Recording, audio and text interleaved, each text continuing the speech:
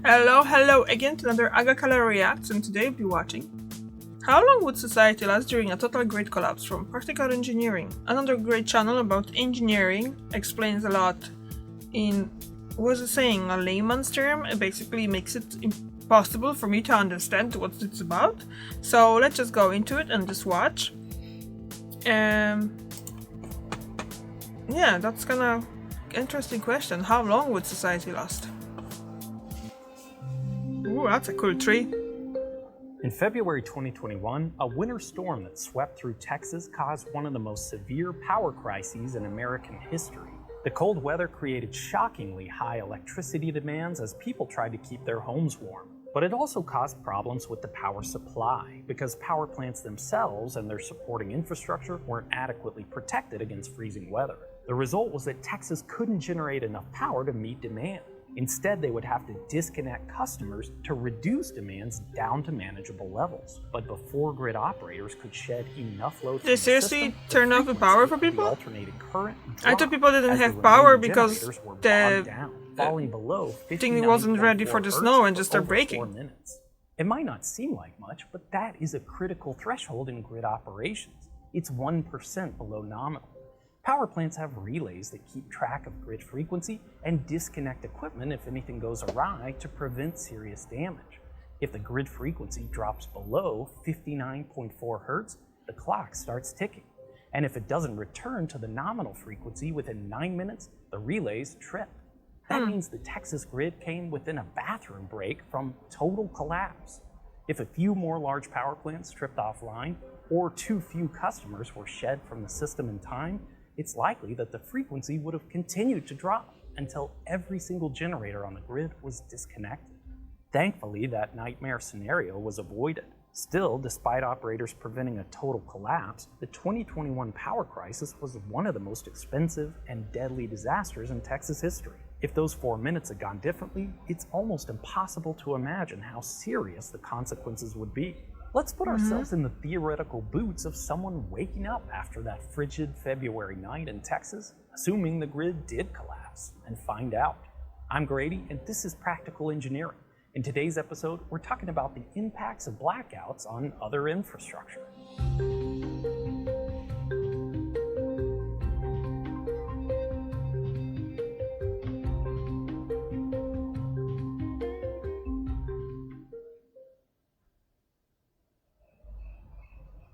Every so often, some loud noise wakes you up from your sleep. A truck backfiring on the street outside, a baby crying, a cat knocking something off a shelf. But it's a very different thing altogether to be awoken by silence. Your unconscious mind telling you that the sounds you should be hearing are gone. It only takes a groggy minute to piece it together. The refrigerator's silent, no air is flowing through the heating register, the ceiling fan above your head is slowly coming to a stop. The power's out. You check your phone, it's 4 a.m. Nothing you can really do but go back to sleep and hope they get it fixed by daylight. Most of us have experienced a power outage at some point, but they're usually short, lasting on the order of minutes or hours, and they're mostly local, affecting a small area at a time. A wide area interconnection, that's the technical term for a power grid, is designed that way on purpose. It has redundancies, multiple paths that power can take to get to the same destination, and power users and producers are spread out, reducing the chance that they could be impacted all at once. But having everyone interconnected is a vulnerability too, because if things go very wrong, everyone's affected. We're in the midst of a deep dive series on wide-scale outages to the power grid, and the mismatch between supply and demand, like what happened in Texas, is only one of the many reasons that could cause a major blackout. Natural disasters, engineering errors, and deliberate attacks can all completely collapse a grid. And, at least for the first few hours of an outage, you might not even know that what you're experiencing is any more serious than a wayward tree branch tripping the fuse on the transformer outside your house. You wake up 3 hours later, cold, sunlight peeking in through your bedroom window. The power's still off. You grab your cell phone to try and figure out what's going on. It has a full battery from charging overnight, and you have a strong signal too. You try to call a friend, but the call won't go through. You try a few more times, but still nothing more than a friendly voice saying all circuits are busy. There is a vast array of pathways that Oh yeah, you need information power for flows that between too. people across the globe, and they all use grid power to function.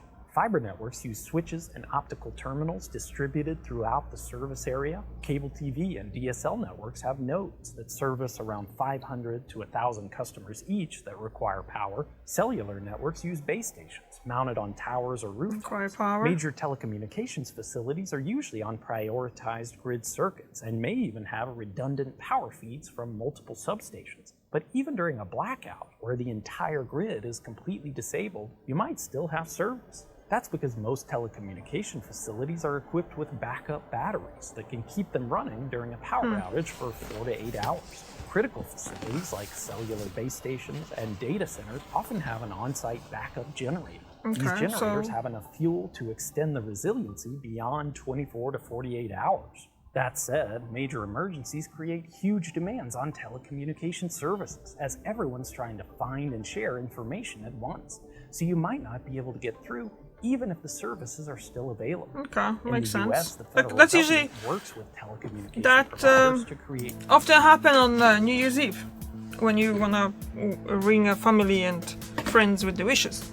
That pretty much happens because everyone wanna do it at midnight, and it's overthink. Often would happen that basically you can't get connection. priority channels In Ireland anyway. so that 911 calls, emergency management communications, and other matters related to public safety can get through, even when the networks are congested.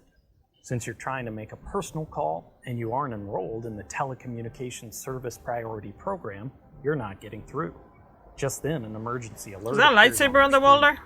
It says that there's a power That grid looks like it, failure huh? and to prepare for an extended outage. The reality of the situation is just starting to set in.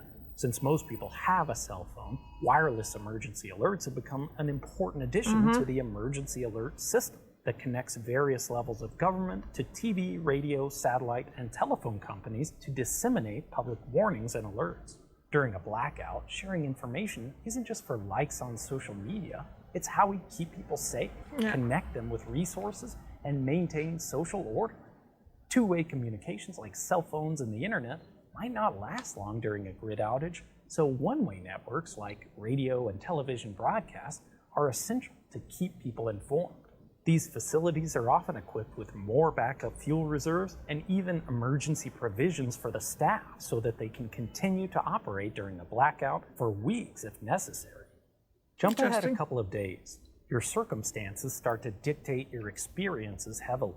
Even an outage of this length can completely upend your life if you, for example, depend on medication that must be refrigerated, or electrically powered medical equipment like a ventilator or dialysis machine. But for many, a blackout on the order of a day or two is still kind of fun, a diversion from the humdrum of everyday life. Maybe you've scrounged together a few meals from what's remaining in your pantry, enjoyed some candlelit conversations with neighbors, seen more stars in the night sky than you ever have in your life. But after those first 48 hours, things are starting to get more serious. You ponder how long you can stay in your home before needing to go out for supplies as you head into the kitchen to get a glass of water. You open the tap and nothing comes out. Yep. A public water supply is another utility highly dependent on a functioning electrical grid. Pumping, cleaning, and disinfecting water to provide a safe source to everyone within a city is a power-intensive ordeal. Water's heavy, after all, and just moving it from one place to another takes a tremendous amount of energy. Most cities use a combination of backup generators and elevated storage to account for potential emergencies. Those elevated tanks, whether they're water towers or just ground-level basins built on hillsides, act kind of like batteries to make sure the water distribution system stays pressurized even if pumps lose power. But those elevated supplies don't last forever. Every state has its own rules about how much is required. In Texas, large cities must have at least 200 gallons or 750 liters of water stored for every connection to the system. And half of that needs to be an elevated What's a connection? or As a pressurized house? tank so that it will still flow into the pipes if the pumps aren't working. Average water use varies quite a bit by location and season, but that amount of storage is roughly enough to last a city 2 days under normal conditions. Ooh, Combine the that's so backup much. storage with the backup generation system at a typical water utility, and maybe they can stretch to 3 or 4. Without a huge mobilization of emergency resources, Water can quickly become the most critical resource in an urban area during a blackout. But don't forget the related utility we depend on as well: sewage collection. Lift stations that pump raw sewage and treatment plants that clean it to a level where it's safe to release back into the environment are energy-intensive processes as well. Most states require that lift stations and treatment plants have backup power supplies or enough storage to avoid overflows during an outage, but usually those requirements are for short-term disruptions. When power is lost for more than a day or two, these facilities won't be able to continue functioning without additional fuel and maintenance. Even in the best case scenario, that means raw wastewater in the sewers will have to bypass treatment plants and be discharged directly into waterways like rivers and oceans. In the worst case, sewers and lift stations will overflow, exposing the people within cities to raw sewage and creating a public health emergency. Flash forward to a week after the start of the blackout, and any fun from the change of pace is long gone. You still keep your cell phone battery charged from your car, but you rarely get a signal, and phone calls almost never connect. Plus, your car is almost out of gasoline, and the fuel at filling stations has long been sent to backup generators at critical facilities. You are almost certainly It's a running week already, low on that is food long, and yeah. water after a week, even if you've been able to share or barter with neighbors or visit one of the rare stores that was willing to open their doors and accept cash. By now, only the most prioritized facilities like hospitals and radio stations, plus those with solar or wind charging systems, still have a functioning backup power supply. Everything else is just dead. And now you truly get a sense of how complex and interconnected our systems of infrastructure are, because there's almost nothing that can frustrate the process of restoring power than a lack of power itself. Here's what I mean. Power plants are having trouble purchasing fuel because Sorry without guys, electricity to power one of data the monitors centers just and went good off. telecommunications, banks and energy markets are shut down. Natural gas compressors don't have power, so they can't send fuel to the plants. Railway signals and dispatch centers are down, so the coal trains are stopped. Public roadways are snarled because none of the traffic signals work, creating accidents and reducing the capacity at intersections. Even if workers at critical jobs like power plants, pipelines, and substations still have gas in their vehicles, they're having a really hard time actually getting to work. Yeah. And even if they can get there, they might not know what to do. Most of our complicated infrastructure systems like oil and gas pipelines, public water systems, and the electrical grid are run by operated computers. using SCADA, networked computers, sensors, and electronic devices that perform a lot of tasks automatically if they have power. Even if you can get people to the valves, switches, pump stations, and tanks to help with manual operations, they might not know under which parameters to operate the system. The longer the outage lasts, the more reserves of water, fuel, foods, medicine, and goods deplete, and the more systems break down. Each of these complicated systems are often extremely difficult to bring back online alone, and nearly impossible without the support of adjacent infrastructure. Electricity is not just a luxury, it's a necessity of modern life. Even ignoring our own direct use of it, almost everything we depend on in our daily lives, and indeed, the orderly conduct of a civil society, is undergirded by a functioning electrical grid. Of course, life as we know it doesn't break down as soon as the lights go out. Having gone without power for 3 days myself during the Texas winter storm, I've seen firsthand how kind and generous neighbors can be in the face of a difficult situation. But it was a difficult situation, and a lot of people didn't come through on the other side of those 3 days quite as unscathed as I did. Natural disasters and bad weather regularly create localized outages, but thankfully, true wide-scale blackouts have been relatively few and far between. That doesn't mean they aren't possible, so it's wise to be prepared. In general, preparedness is one of the most important roles of government, and at least in the US, there's a lot we get right about being ready for the worst. That said, it makes sense for people to have some personal preparations for long-duration power outages too. And you can find recommendations for supplies to keep on hand at FEMA's website.